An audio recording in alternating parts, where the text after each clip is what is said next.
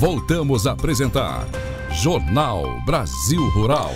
10 horas e 59 minutos no horário oficial de Brasília, e nós estamos de volta com o Jornal Brasil Rural, aqui pela Rádio Agro Hoje, a primeira rádio com programação 100% voltada para o agronegócio brasileiro, e agora com a nossa entrevista do dia. Hoje nós recebemos para este bate-papo o Pablo Ibanez. Ele é coordenador do Centro de Altos Estudos e Pesquisa Geopolítica da UFRRJ. Seja bem-vindo, Pablo, bom dia.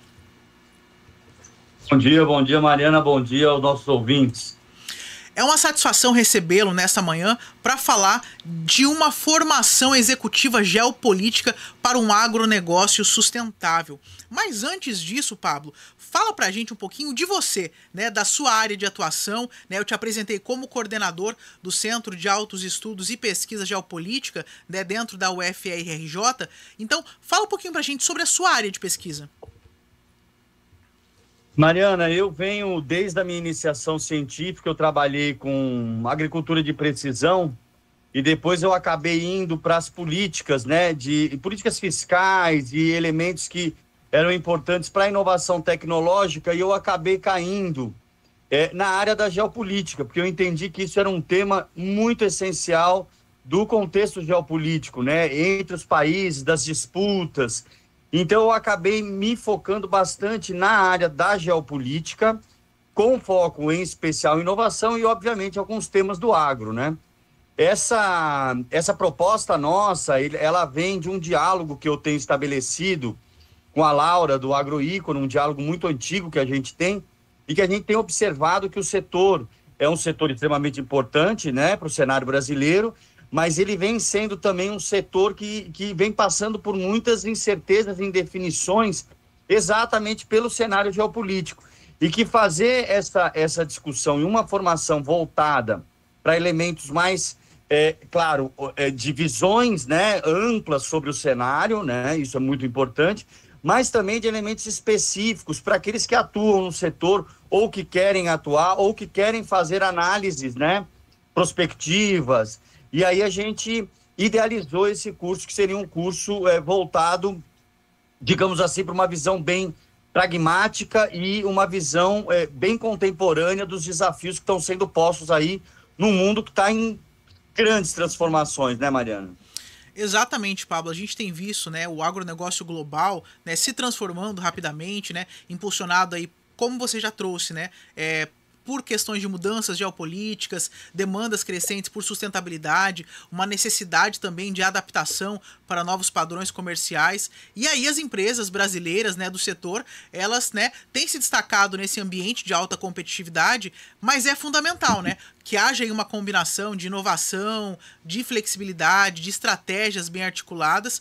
Bom, é um cenário onde se forma uma parceria, né, entre o Centro de Aprendizagem e Cultura, o Imaflora Cacuí, e a Agroícone, juntamente contigo, né, que é um dos coordenadores do Centro de Altos Estudos e Pesquisa Geopolítica da UFRJ, né, e lançaram aí juntos, então, essa formação executiva, né, geopolítica, né, pensando nessa questão de um agronegócio sustentável. Então, fala pra gente qual que vai ser o papel, né, de cada uma dessas frentes e entidades dentro dessa parceria. Olha, a gente tem uma divisão assim de trabalho bem complementar, né? A gente se ajuda bastante e tem trabalhado com foco, na verdade, em proporcionar um curso que seja um curso que trabalhe com diferentes aspectos e espectros, né, do agro e da sustentabilidade. Então, cada um de nós foi procurando observar atores e temáticas importantes para a gente trabalhar. Claro que também tem uma parte de divulgação, etc., mas a gente se preocupou bastante com o conteúdo programático, né, que a gente pudesse trabalhar com grandes temas que são temas fundamentais para quem opera, né? Como eu já disse, por exemplo, a gente tem essa ideia de fazer uma grande aula inicial sobre geopolítica, sustentabilidade, agronegócio, sustentabilidade e as questões geopolíticas e os desafios, focando também um pouco na segurança alimentar, mas a gente também vai procurar estabelecer questões específicas para a segurança alimentar. A gente está muito preocupado também com a questão do financiamento, tá, Mariana? Financiamento hoje para o agro. É claro que ele é um financiamento que ele é sempre especial no Brasil, a gente sabe disso, tem bastantes mecanismos, mas ele também vem sendo aplicado por bancos de desenvolvimento no mundo inteiro. Então, há possibilidades de parcerias, né, com países como a China, que tem investido muito nesse setor. Então, também destacar um pouco o papel dos bancos de desenvolvimento e como eles têm operado para o setor de sustentabilidade e agro, né? Porque sustentabilidade também, esses bancos têm dado tem tido um foco muito grande para o setor de sustentabilidade, né? Então, esse é um outro foco. Uma questão também são dos padrões comerciais. E outra coisa, Mariana, que a gente se preocupou bastante, né? Nesse diálogo que a gente estabeleceu para pensar esse curso e nesse papel que a gente tem cada um, é na própria diplomacia, né?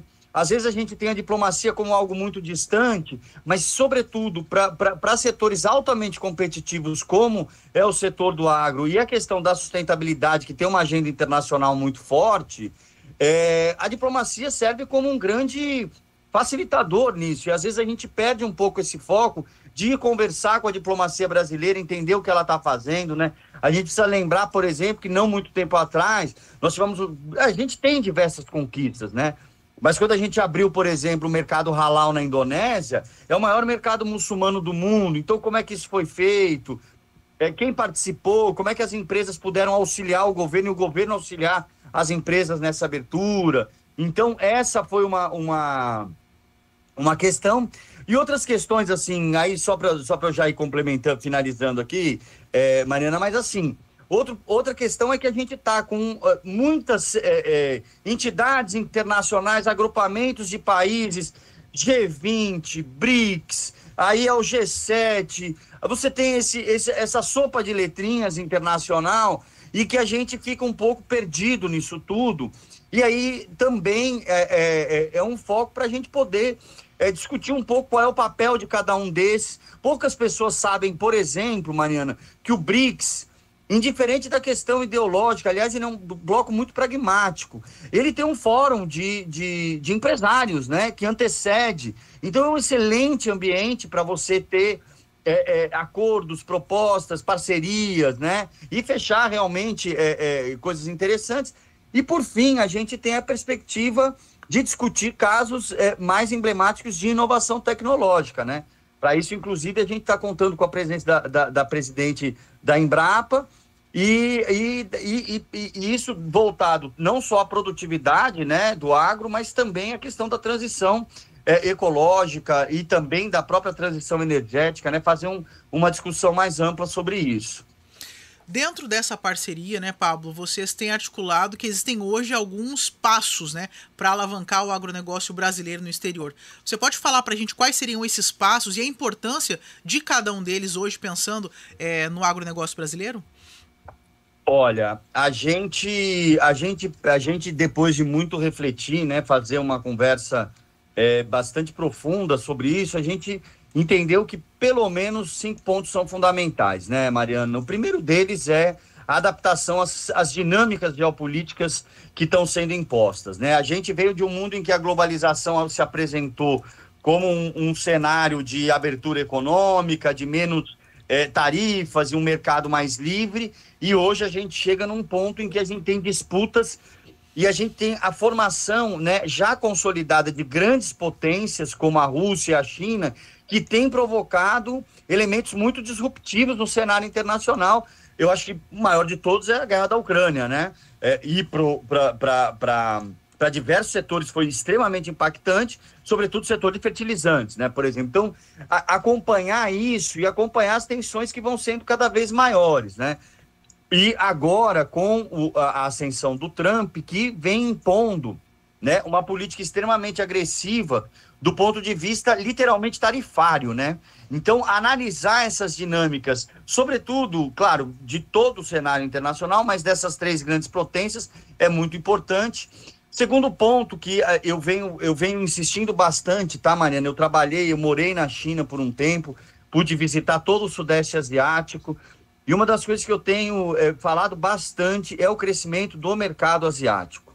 tá? A Ásia é muito grande, né? Ela tem muitas sub-regiões, mas o leste e o sudeste asiático, sobretudo o sudeste asiático, é uma das regiões que mais cresce no mundo, impulsionados por potências como a China, a Índia, a própria Indonésia, o Japão, que está ali do lado, no leste asiático, mas e a questão do mercado asiático, tá? Então, um foco bastante importante em mostrar como esse mercado tem crescido, como é importante e como o Brasil deve olhar com bons olhos e com bastante profundidade para esse mercado, porque é um mercado que cresce bastante, são países que a gente não tem nenhuma rusga histórica, não tem nenhum grande problema que possa atravancar, e são países que estão crescendo e estão cada vez mais aumentando seu consumo, né? Sobretudo de alimentos. Né? Aí um outro ponto que eu já vim ressaltando aqui é o fortalecimento da diplomacia comercial, né? E mostrar a importância disso, né? E de como a gente tem uma diplomacia muito bem preparada, Mariana, e que opera, né, com temas bastante sensíveis e opera com bastante técnica, né? Então ela pode ser um grande aliado para todos que trabalham não só no agro, como na sustentabilidade, como na transição energética, todos esses setores que têm um impacto e formam esse grande complexo econômico-industrial, que é esse complexo da agricultura. E então esse é um ponto muito importante. E por fim, né, a gente ficou bastante preocupado com a questão da emergência, né, das grandes trocas em moedas que não são o dólar, né? Então, preparar também e conversar um pouco para entender o dimensionamento disso, né? Com a guerra da Ucrânia, isso se acelerou um pouco mais, sobretudo com as sanções que foram impostas ao Trump, ao Putin. E, Mariana, uma coisa que é fundamental é a seguinte: ainda é tudo muito incerto, né? Porque o Trump acabou de entrar no poder, mas com a eleição do Trump e com essa probabilidade, né? E essa verborragia que ele vem colocando em relação a aumentar tarifas e praticar sanções, isso também tende a que mercados passem a também evitar um pouco o uso do dólar, né? Não à toa você vê que o dólar tem caído esses últimos dias, inclusive aqui no próprio Brasil, que teve uma alta bastante considerável. Então também discutir isso, essa diversificação de moedas e mercados, né? E colocar esse ponto. Então esses foram os 5 pontos que a gente entendeu como pontos centrais, assim, para a gente colocar como um grande norte assim para a gente seguir, e aí depois a gente diversificar isso nos nossos módulos. Nós estamos recebendo para a entrevista do dia o Pablo Ibanez, ele que é coordenador do Centro de Altos Estudos e Pesquisa Geopolítica na UFRRJ. Então, Pablo, vamos lá. A formação ela vai abordar esses 5 temas, né, que você citou, e preparar os participantes então para enfrentar esse cenário, articulando esses 5 passos. Seria mais ou menos isso?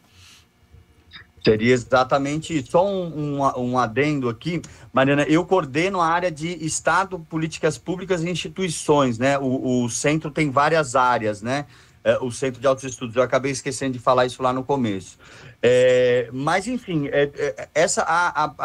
dentro do próprio curso, se eu entendi que foi isso que você me perguntou, Mariana, dentro do próprio curso a gente estruturou isso em 7 módulos, né? Que a gente tem um palestrante principal, né? Um facilitador e um convidado debatedor que venha a conversar com a gente sobre esses determinados temas, né? Apenas na primeira, digamos assim, no primeiro encontro, é um encontro que a gente chamou o Jamil Chad, que é um jornalista que tem tido bastante relevância, né? E tem participado dos grandes fóruns internacionais, né? Ele tem trabalhado junto à ONU e com grandes temas, né? Então, a gente também pensou bastante em procurar, nesses módulos, trazer a contribuição de pessoas, pesquisadores das universidades, pessoas que trabalham no setor privado. Então, por exemplo, no segundo ponto, que seria em relação à sustentabilidade e o agronegócio, os desafios, a gente pensou a Cristina Pessequilo, que é uma comentarista da CBN, professora da Unifesp, junto com o Paulo, que é da Mafrig, né? E aí a gente também foi trazendo, pensando pessoas que trabalham ou trabalharam diretamente dentro desses nichos. Em finanças, o Sérgio Guzmão, que foi diretor do Banco dos BRICS, mas foi também presidente do Banco de Desenvolvimento de Minas Gerais, do Banco de São Paulo. O Paulo Gala, que é um economista da FGV, que tem grande experiência tanto na questão de desenvolvimento como na questão dos financiamentos, né, para setores sensíveis. A gente também pensou para as tendências econômicas uma professora da Exalc junto com uma diretora da formação executiva da FAUM, da AMAD. Então, a gente sempre fazendo isso. E depois, para os dois penúltimos módulos, a gente entendeu que, como esse cenário geopolítico está muito intenso, seria importante ter gente da diplomacia. Então, nós convidamos a Candice Viana, que trabalhou já na FAO, trabalhou na ONU, e ela hoje está na assessoria da vice-ministra de Relações Exteriores do Brasil, e a Ana Paula Gutierrez, que está no grupo, na gerência de Finanças Climáticas e Agricultura Sustentável da União Europeia, né? Então, essa visão também, né, em função do acordo, né, que a gente acabou nem falando aqui, mas das tensões, né, que se colocaram no acordo comercial. E aí também, para os novos cenários, 2 diplomatas que trabalharam muito diretamente também com agro, que é o Gustavo Westman e o Fernando Zellner, que foi, inclusive, assessor direto da Tereza Cristina, no período em que ela esteve no Ministério da Agricultura. E, no final, a própria Silvia, presidente da Embrapa, e a Ana Célia Castro, que ela é diretora do Centro de Altos Estudos, né, que chama da UFRJ, da Ana Célia Castro, que tem uma experiência enorme com pesquisas em inovação tecnológica, e foi ela que coordenou um grande evento de inovação entre China e Brasil durante o G20 aqui, para a agricultura, tá, Mariana? Então, a importância muito grande dela, e aí esse bem voltado para a inovação tecnológica. Aí esses seriam 7 módulos. Não sei se está contente, Mariana. Sim, Pablo, ficou muito claro. Eu quero te perguntar agora na questão prática, né? Como que vai funcionar o curso, né? O tempo de duração, quando que começa, quando que acaba, né? Como serão as aulas, né? É semanal, é quinzenal, é mensal? De que modo que vai ser essa questão mais logística prática? Tá, essa questão mais logística prática, a gente tem assim, a gente lançou agora, né, o edital. Esse edital tem o seu encerramento no dia 10 de março, tá? E aí a gente tem também o edital, ele tá prevendo também bolsas, né, para aqueles que querem participar, mas aí estão com dificuldades financeiras, aí tem lá todo um critério de seleção. E aí esse encerramento vai até o dia 24, e no dia 29 a gente tem a nossa primeira aula inaugural.